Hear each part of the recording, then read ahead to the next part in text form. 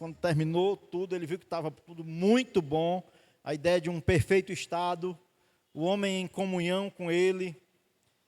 Aí no capítulo 3, versículo 1, entra a serpente, Satanás em forma de serpente, tenta a Adão a desobedecer a ordem que Deus havia dado no capítulo 2, no versículo 16 e 17, de que ele poderia comer de todas as árvores, o fruto das árvores do jardim livremente, mas da árvore do conhecimento do bem e do mal ele não deveria comer, porque no dia que ele comesse, certamente ele morreria. Aí no capítulo 3 nós conhecemos a história, e Satanás tenta Eva, ela toma do fruto, come, dá a Adão e ele também come. E eu quero ler então dos versículos 8 até o versículo 13, que diz assim: Quando ouviram a voz do Senhor Deus que andava no jardim pela viração do dia, esconderam-se da presença do Senhor Deus, o homem e a sua mulher, por entre as árvores do jardim. E chamou o Senhor Deus ao homem e lhe perguntou: Onde estás? Ele respondeu: Ouvi a tua voz no jardim, e porque estavas nu, tive medo e me escondi. Perguntou-lhe Deus: Quem te fez saber que estavas nu? Comeste da árvore que eu te ordenei que não comesses? Então disse o homem: A mulher que me deste por esposa, ela me deu da árvore e eu comi. Disse o Senhor Deus à mulher: Que é isso que fizeste? Respondeu a mulher: A serpente me enganou e eu comi. Vamos orar? Vamos pedir a Deus que esteja falando conosco nessa noite, por meio da palavra dele. Pai, nós queremos agradecer muito ao Senhor, porque mesmo, ó Pai, com a desobediência de Adão e a entrada do pecado no mundo, e com o pecado à morte, o Senhor nos proveu um Redentor, um Salvador, e o que o Senhor quer de nós, ó Pai, é arrependimento, e que nós possamos receber de Cristo o perdão dos nossos pecados. O Senhor se agrada de corações arrependidos, e que o Senhor venha, ó Pai, está aqui nessa noite falando ao nosso coração nas áreas que nós precisamos, Senhor, de arrependimento, e que o Senhor esteja falando conosco aqui por meio da sua palavra. É o que eu lhe peço em nome de Jesus Cristo. Amém e amém. Após a queda de Adão e Eva no Éden, nós vemos a primeira reação do homem pós-queda. E a reação de Adão e Eva aqui, quando Deus se aproxima e graciosamente Deus chega até Adão e pergunta: Onde estás? Porque o onde estás de Deus é uma ação graciosa de Deus indo ao encontro do homem. O homem peca e a primeira atitude do homem, como está descrito no versículo 8, foi de se esconder, né? De se esconder da presença de Deus, porque o pecado fez isso, causou uma separação entre o homem e Deus, entre Adão e Deus. E aí Deus graciosamente chega até o homem, versículo 9, e pergunta: Onde estás? O onde estás de Deus não é um onde estás geográfico, não é que Deus não sabia geograficamente onde Adão está, é um questionamento com relação ao estado em que ele se encontra agora. Adão pecou, está separado de Deus, quebrou o relacionamento que ele tinha antes com ele, e agora a reação de Adão vai ser descrita no versículos 10 em diante. Ele respondeu: Ouvi a tua voz no jardim, e porque estavas nu, tive medo e me escondi. Aí Deus, no versículo 11, perguntou-lhe Deus: Quem te fez saber que estava nu? Comeste da árvore que eu te ordenei que não comesses?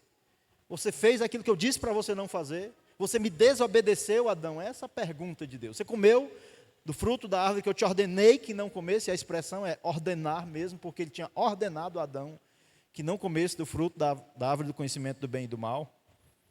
E aí, nesse versículo 12, Adão diz: Então disse o homem: A mulher que me deste por esposa, ela me deu da árvore e eu comi. Aí Deus se dirige a Eva, a mulher, no versículo 12. E ele faz uma pergunta a ela, olha o que diz. Então, versículo 13, né? Então disse o Senhor Deus à mulher: que é isto que fizeste? Respondeu a mulher: a serpente me enganou e eu comi. Irmãos, aqui o que nós vemos claramente na postura de Adão e Eva por meio das suas palavras é uma transferência da culpa. Aqui, o que Adão faz quando Deus questiona ele: você comeu do fruto que eu disse para não comer? Ele apenas olha e diz assim: foi a mulher. E ele transfere a culpa da sua desobediência para a mulher. E diretamente ele culpa a mulher, e indiretamente ele também culpa a Deus, dizendo: foi a mulher que o Senhor me deu, foi a mulher que tu me deste. E aí, quando Deus chega para a mulher e diz: o que é isso que fizeste? Ele diz: foi a serpente. A serpente me enganou e eu comi. Irmãos, o problema das mazelas do mundo, de fato, e das mazelas que sofremos, é culpa do pecado, sim. Mas qual seria uma postura correta de Adão aqui? Qual seria uma postura, quando Deus confrontou, que se esperaria de Adão? Era que ele fizesse isso, transferisse a culpa? Não. O que nós pensamos que seria o correto, porque a história não nos permite dizer um si, a história tem um processo estabelecido por Deus, sim, mas há uma tensão teológica quanto a um aspecto interessante, que é a soberania de Deus e a responsabilidade humana. Há uma tensão teológica. E eu penso que é perigoso demais quando nós abraçamos uma em detrimento da outra e esquecemos da outra. As duas são declaradas nas Escrituras: a soberania de Deus e a responsabilidade humana.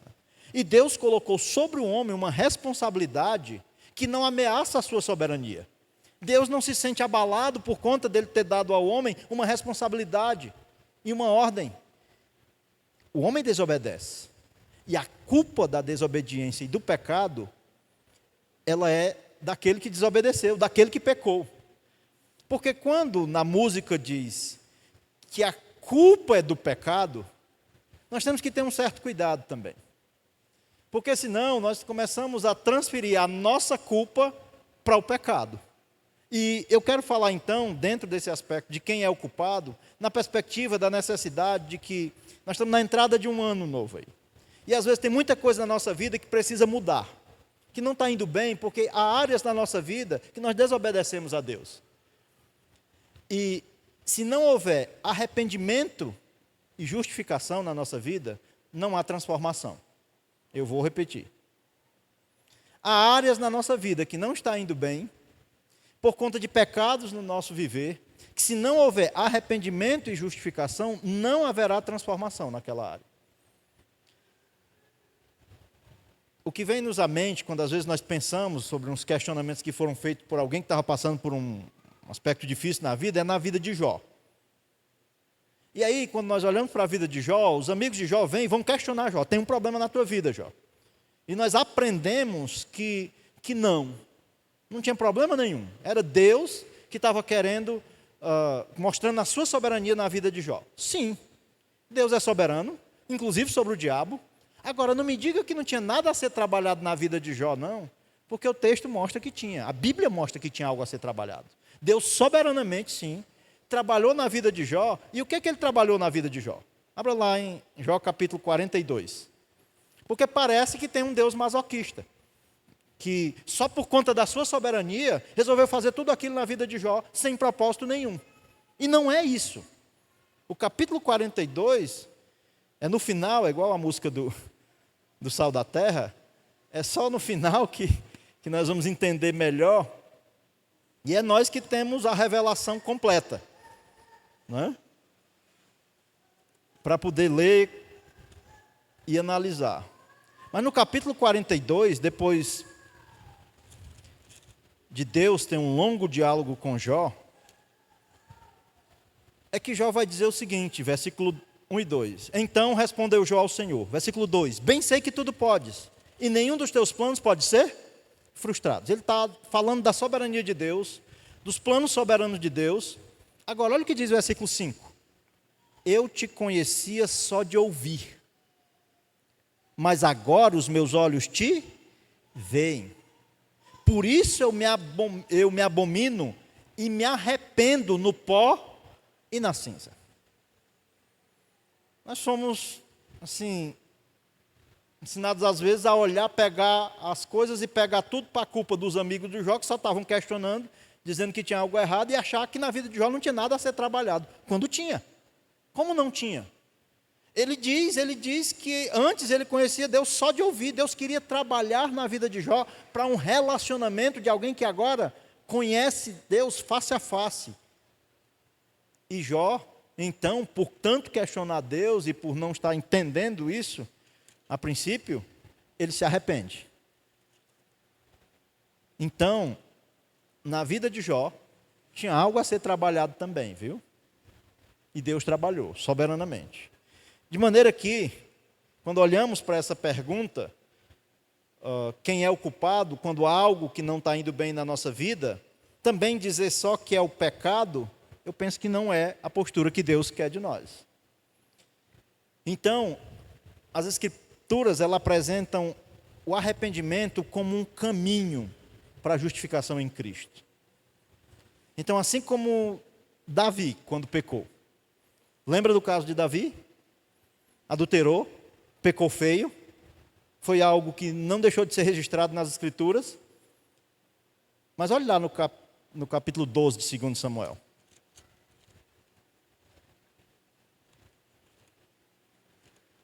Segundo Samuel, no capítulo 12, quando Davi é confrontado pelo profeta Natã,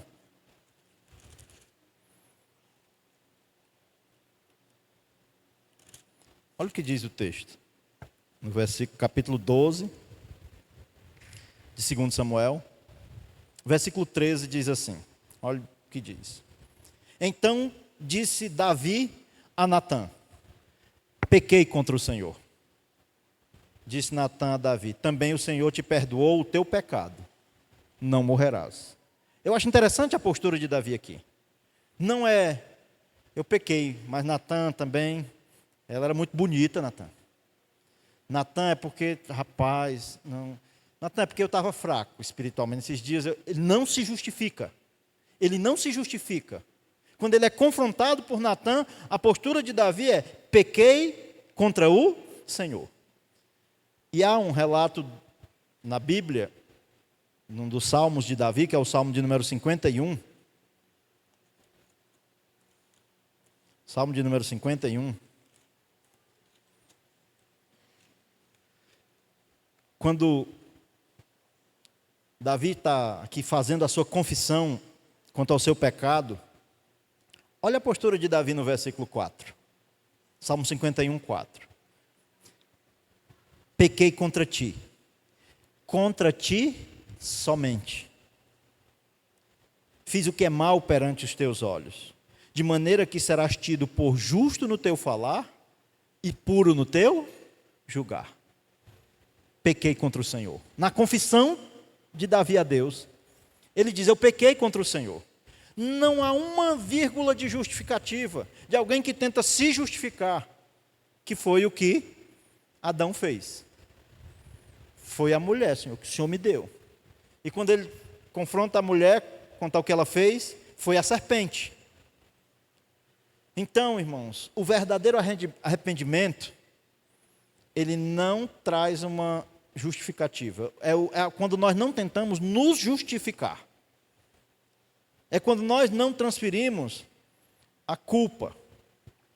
Porque nós também temos essa tendência, às vezes, de lidar com o pecado, não reconhecendo o pecado e buscando, às vezes, uma justificativa. E aí tem 3 coisas breves que eu quero abordar aqui nessa noite. É que, primeiro, pós-queda, nós vemos uma síndrome que é a síndrome da transferência da culpa.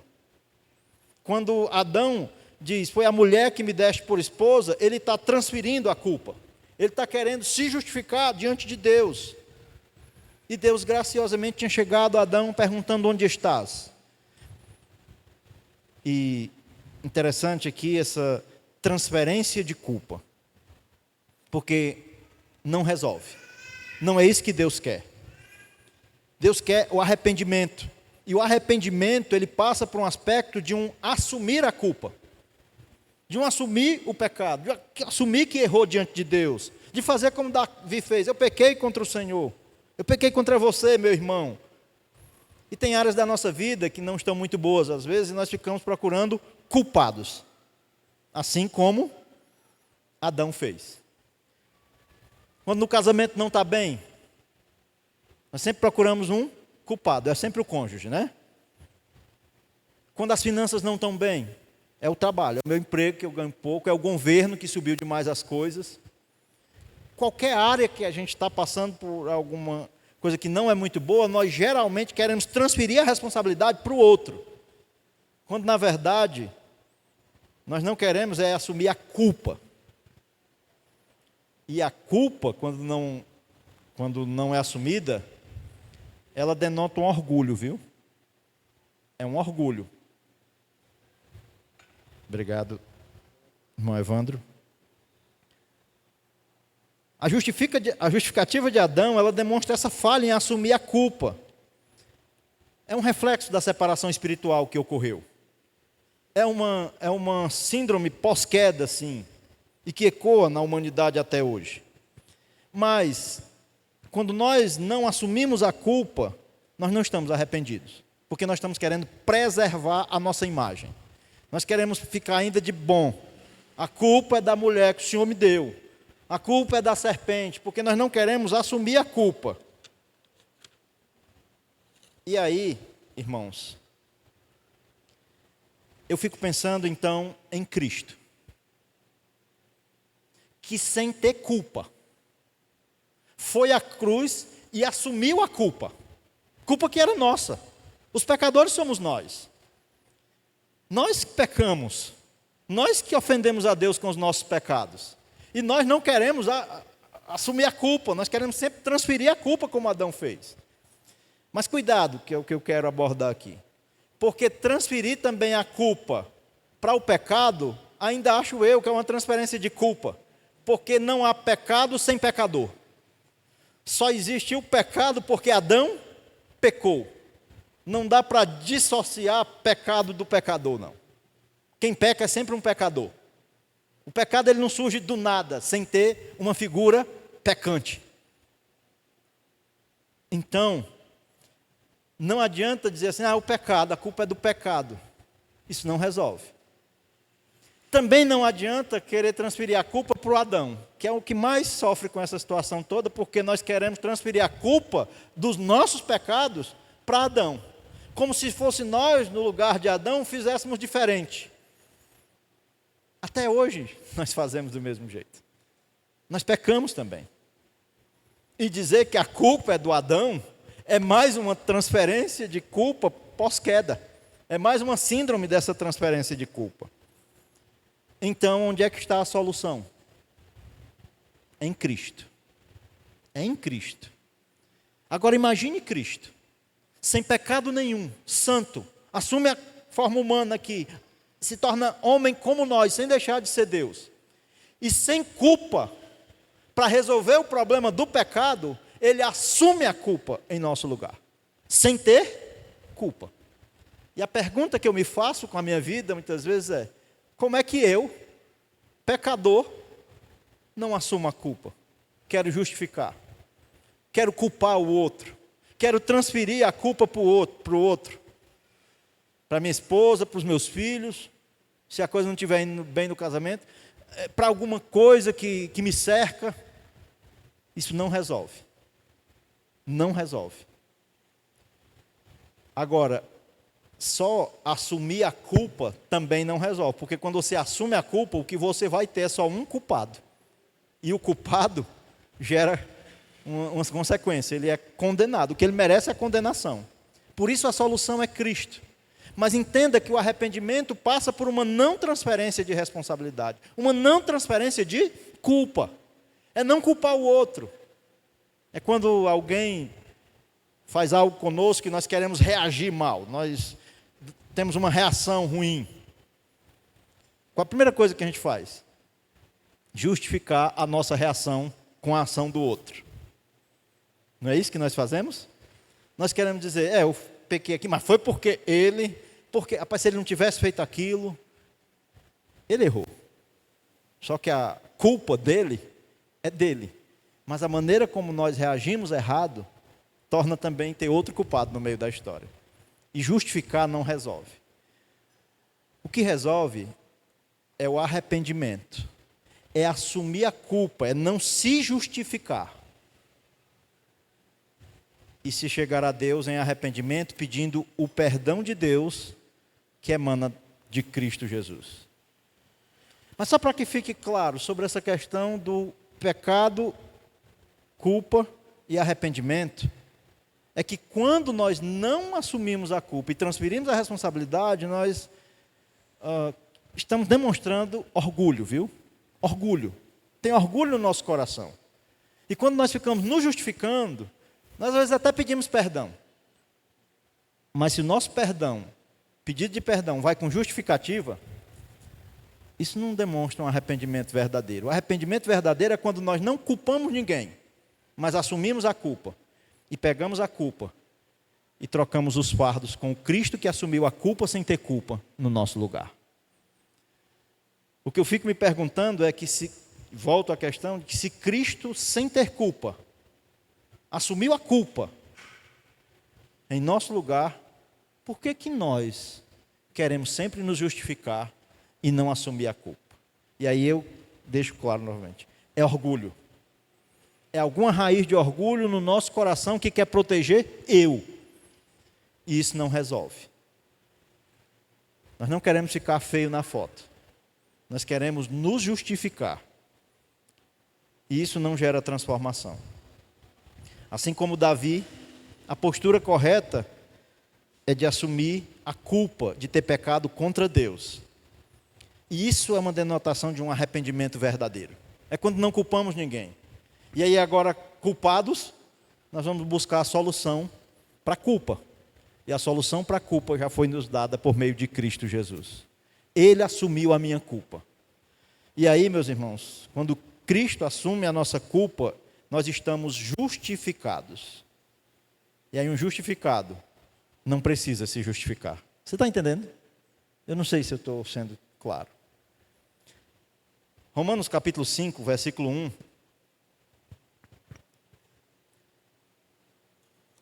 Romanos capítulo 5, versículo 1, diz assim: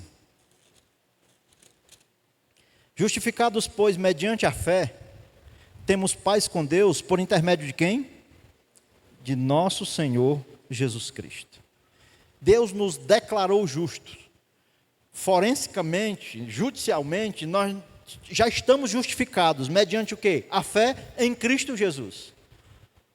E se já fomos justificados em Cristo, por que nos justificar querendo transferir culpa de pecados que cometemos? Não precisamos disso. O que nós precisamos é de arrependimento e recebermos a justificação de Deus que já nos foi dada em Cristo Jesus. E pedirmos a Deus o perdão que emana da cruz de Cristo sobre o nosso pecado, tendo assumido a culpa e trocando o fardo da culpa com o Cristo, que nos oferece perdão. É aí que está a solução para os problemas da nossa vida. Mas enquanto nós ficamos só nos justificando, nós não temos o problema resolvido e não temos transformação na nossa vida, nas áreas que nós precisamos ser transformados. Quando nós aceitamos a justificação que Jesus oferece, não há mais necessidade de nos justificarmos. E nem tampouco de ficarmos buscando culpado para as coisas. Então essa verdade, irmãos, ela impacta as nossas vidas. Em diversas áreas. Na vida espiritual, nós experimentamos a paz da restauração. Justificados, pois, mediante a fé, nós temos paz com Deus. Agora o nosso relacionamento com Deus está estabelecido porque eu sou justificado. Então agora eu tenho paz. Enquanto nós ficamos nos justificando, nem temos o problema resolvido e nem temos paz no nosso coração. Quer seja no trabalho, quer seja no casamento, ficar se justificando, não assumindo a culpa dos nossos pecados, vai fazer com que o problema continue lá. E nós devemos aprender a lidar com os nossos pecados com humildade, arrependimento e perdão. Então, resumindo, 2 pontos foi a transferência, a síndrome da transferência da culpa, a justificação que Deus nos promete em Cristo, é o segundo aspecto, e agora então vamos para as aplicações aqui nessa noite. A transferência de culpa, irmãos, ela é uma consequência do pecado, mas que nos impede de experimentarmos a graça de Deus de maneira plena, no sentido de tudo que ela nos oferece. Adão, ele não aproveitou aquela postura graciosa de Deus de perguntar: Adão, onde estás? Ele diz: Senhor, eu pequei, me perdoe. Sabemos que não é assim, não era assim. O que estava estabelecido para ser é como foi realmente. Mas o que nós temos então que fazer é aprender com o que está lá, com Adão.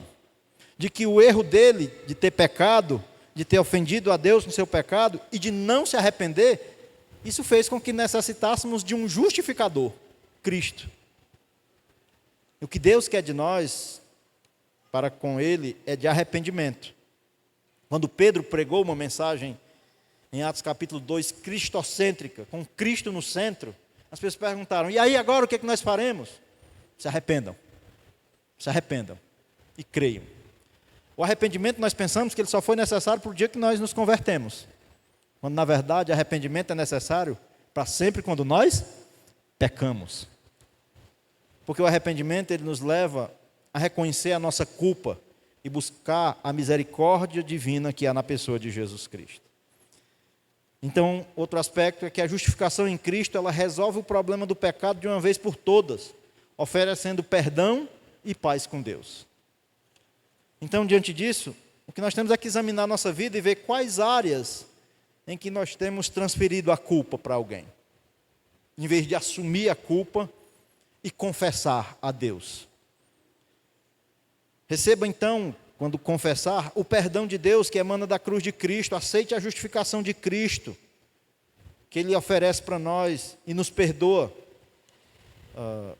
E devemos também ser graciosos e perdoar outros também quando eles nos ofendem, com a mesma graça com que nós fomos perdoados. E peçamos a Deus a graça de que não sejamos pessoas que sofrem dessa síndrome da transferência da culpa, para que nós não acabemos vivendo uma vida sem transformação. Porque nos nossos relacionamentos, quer seja no casamento, no trabalho, no relacionamento com irmãos, o que nós precisamos é reconhecer a nossa culpa, se arrepender e buscar o perdão de Deus que emana da cruz de Cristo. É assim que também temos problemas relacionais, conflitos relacionais resolvidos. É assumindo a culpa que é nossa, quando somos culpados, quando pecamos. Então, a pergunta aqui, o desafio para nós é: se Jesus sem culpa, santo, perfeito, assumiu a nossa culpa, por que ficar tentando transferir a nossa culpa para outro? Justificando, transferindo responsabilidade para o outro. O desafio para nós é de arrependimento e de confiança na obra redentora de Cristo na cruz, de onde emana perdão e transformação para o nosso viver. Amém? Amém? Não transfira a responsabilidade. Qual é a área da sua vida que não está indo bem? É a espiritual? A pergunta é: quem é o culpado? É o casamento? Quem é o culpado? Qual é a área que não está indo bem? E pergunte: será? Quem será? Me diga quem é o culpado. E você vai ver que a culpa é do pecado, mas que todo pecado tem um pecador. Não há pecado sem pecador que o cometa. Então nós precisamos de arrependimento. Senão, vai ser um ano com os mesmos problemas que nós tivemos nos anos anteriores. Vai ser anos de muitas dificuldades, se não houver arrependimento de pecados e recorrer à justificação e o perdão que emana da cruz de Cristo. Que nós não sejamos transferidores de culpa, mas que nós possamos assumir a culpa de nossos pecados e nos arrependermos. E como diz em 1 João 1:9, se confessarmos os nossos pecados. Ele é fiel e justo. Para quê? Para nos perdoar os pecados e nos purificar de toda injustiça. Pastor, então quer dizer que então minha esposa, meus parentes, meus irmãos aqui da igreja, ninguém tem culpa? Tem. Eles já têm as deles. Quem precisa de arrependimento dos deles é eles. Das minhas culpas. Quem precisa de arrependimento sou eu. E recorrer ao perdão de Deus. Amém? Vamos orar. Pai, nós desejamos muito nesses 2 dias, ontem e hoje, um feliz 2025. Mas muitas vezes nós não estamos felizes porque nós não estamos obedecendo ao Senhor em algumas áreas da nossa vida. Nós não estamos em paz porque temos cometido alguns pecados diante do Senhor. E que o Senhor requer de nós é arrependimento, ó Pai. E arrependimento implica numa não transferência de culpa. Senhor, eu lhe peço que em nome de Jesus, o Senhor trabalhe isso na minha vida, Senhor. E na vida de cada um dos meus irmãos. Que a sua palavra graciosamente tenha entrado em corações aqui nesta noite, mostrando quais as áreas que precisam de arrependimento, de confissão, para receber o perdão, para termos a transformação do Senhor na nossa vida e podermos assim dizer que teremos um feliz 2025. Um 2025 com a nossa comunhão com o Senhor, estando sempre, ó Pai, em primeiro lugar, com corações humildes, arrependidos e não corações orgulhosos que se justificam. Obrigado porque o problema do pecado, do nosso pecado, o Senhor já resolveu em Cristo. Obrigado porque Jesus Cristo, sem ter culpa nenhuma, assumiu a nossa culpa. Mas agora, Senhor, que nós que somos os culpados, possamos não transferir a culpa para outros, mas possamos assumir a culpa, se arrepender e recorrer ao perdão do Cristo que nos justificou, que nos perdoa através do seu sacrifício na cruz. Que o Senhor trabalhe no nosso viver nesse ano, porque dia a dia nós precisamos, Senhor, ser lembrados que a nossa tendência do nosso coração é se justificar, é querer transferir culpa para outros. Que o Senhor nos ajude a sermos transformados pela sua palavra, com uma vida de obediência e de arrependimento nas áreas que não temos obedecido ao Senhor. É o que eu lhe peço em nome de Jesus Cristo. Amém. E amém. Irmãos,